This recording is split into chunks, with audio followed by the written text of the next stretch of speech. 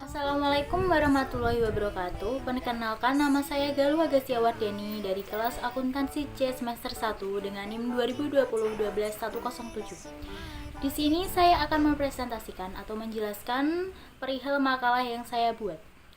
Saya membuat makalah mengenai pengantar manajemen dan organisasi. Di sini kita akan membahas tentang pengertian dari manajemen, pengertian dari organisasi, dan pengertian fungsi dan manfaat manajemen organisasi. Yang pertama yaitu pengertian dari manajemen sendiri. Manajemen itu berasal dari bahasa Prancis yaitu manajemen yang berarti seni mengelola sesuatu. Juga berasal dari bahasa Inggris yaitu manage yang berarti mengatur atau mengelola. Kalau manajemen sendiri yaitu aktivitas koordinasi dan melakukan pengawasan terhadap pekerja lain supaya menghasilkan pekerjaan yang efektif dan efisien. Maksudnya efektif di sini adalah ketika outputnya lebih besar daripada inputnya, yaitu fokus pada memanajemenkan sesuatu. Sedangkan efisien berfokus pada hasilnya atau pencapaian targetnya. Selanjutnya yaitu pengertian dari manajer. Manajer adalah seseorang yang bekerja kepada orang lain untuk mengkoordinasi atau memanajemenkan organisasi dalam sebuah wadah atau organisasi tersebut. Diguna untuk mencapai tujuan atau sasaran dalam organisasi tersebut.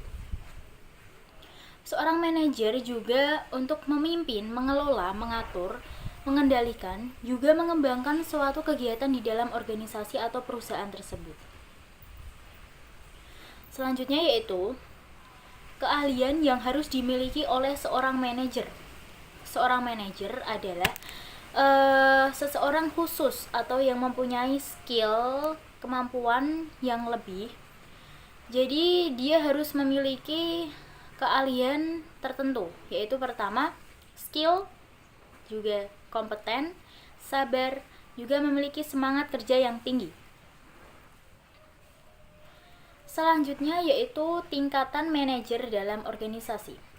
Tingkatan manajer dalam organisasi ada dua, yaitu ada karyawan manajerial juga karyawan non manajerial. Karyawan non manajerial itu dibagi menjadi tiga, yaitu manajer puncak, kedua manajer menengah, juga manajer yang ketiga yaitu manajer karyawan lini pertama. Yang pertama manajer level atas atau puncak atau top manager, yaitu biasanya diduduki oleh direktur.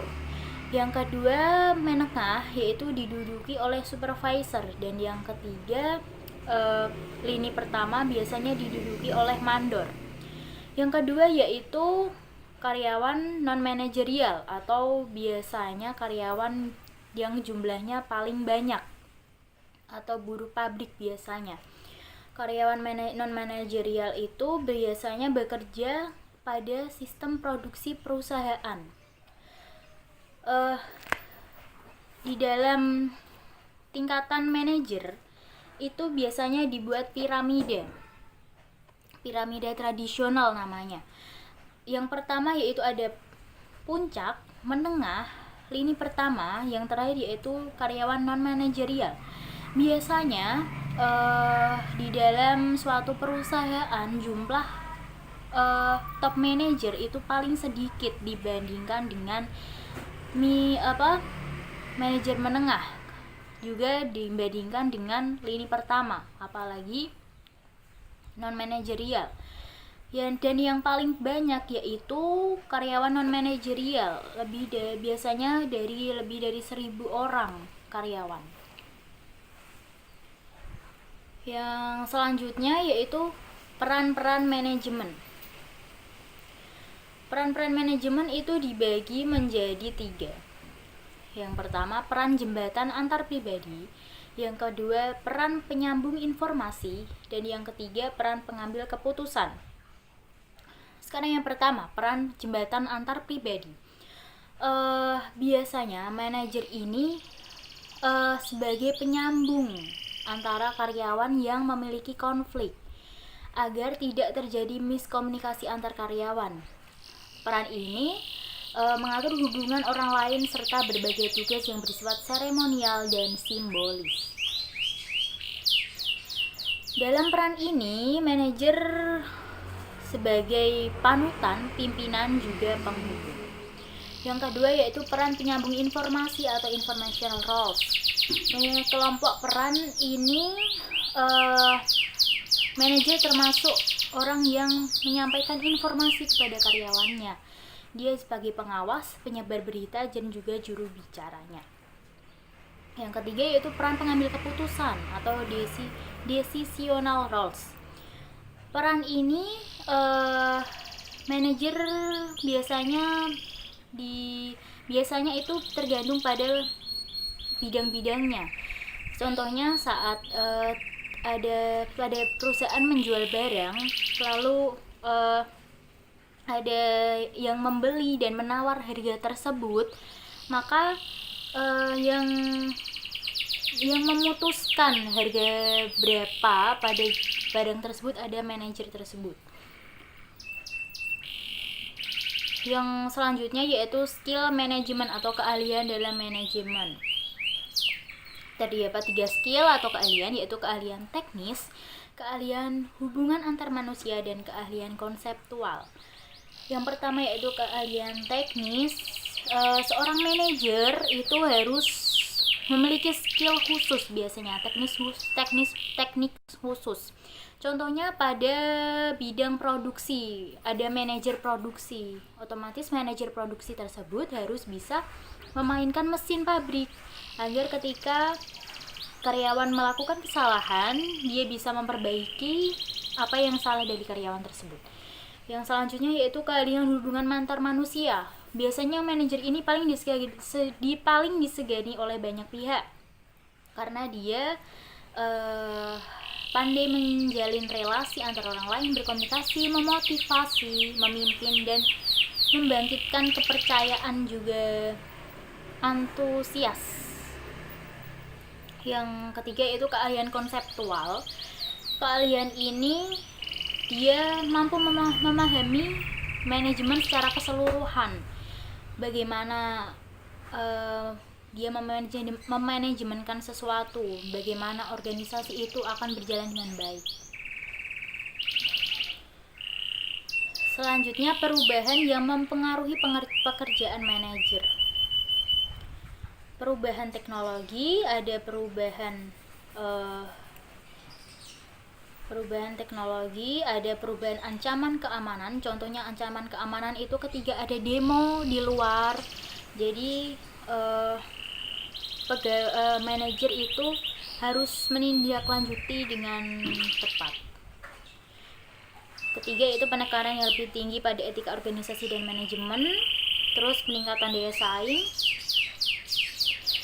Selanjutnya yaitu fungsi manajemen. Yang pertama yaitu planning, yang kedua yaitu organizing, yang ketiga yaitu leading, yang keempat yaitu controlling. Planning atau perencanaan yaitu dia merancang sesuatu, dia merencanakan tujuan perusahaan, apa yang harus dicapai perusahaan nantinya.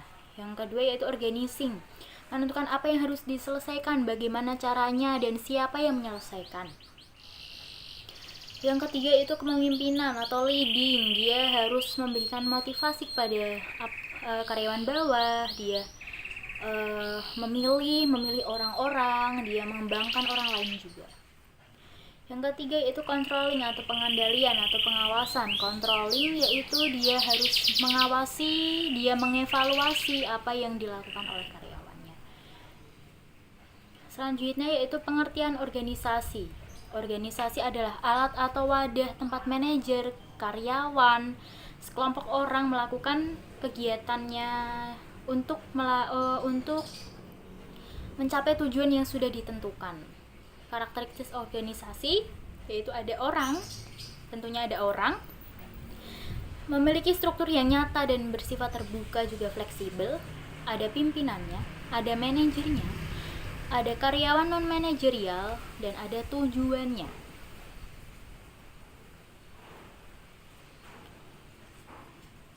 Selanjutnya yaitu manfaat mempelajari manajemen. Yang pertama, universalitas manajemen. Manajemen dibutuhkan dalam semua bentuk dan ukuran organisasi pada setiap jenjang organisasi dan di organisasi manapun di seluruh dunia. Dengan kata lain, manajer itu harus menguasai semua hal dalam manajemen, dalam memanajemenkan sesuatu, dalam menjadi manajer. Dia harus bisa sebagai manajer produksi, dia harus bisa menjadi pemasaran, dia harus serba bisa. Yang kedua yaitu realitas dunia kerja, membuka kacamata dunia. Dia harus belajar banyak. Yang ketiga, imbalan dan tantangan dalam menjadi seorang manajer. Imbalannya itu biasanya bisa dibutuhkan, dia selalu dibutuhkan oleh pihak manapun. Dia bekerja dengan berbagai karakter manusia, dia memberikan keputusan, dia menimbulkan dampak nyata, dia mendukung, dia mendidik, dia juga mendapatkan gaji yang besar. Tantangannya yaitu biasanya mendadak dimajukan deadline, terbatasnya anggaran dalam perusahaan, mengelola banyak proyek secara bersamaan, dia harus waspada, dia harus bekerja keras, dan lain-lain. Demikian adalah materi yang saya sampaikan tentang pengantar manajemen dan organisasi. Sekian dari saya. Apabila ada salah kata maupun perbuatan, saya mohon maaf. Assalamualaikum warahmatullahi wabarakatuh.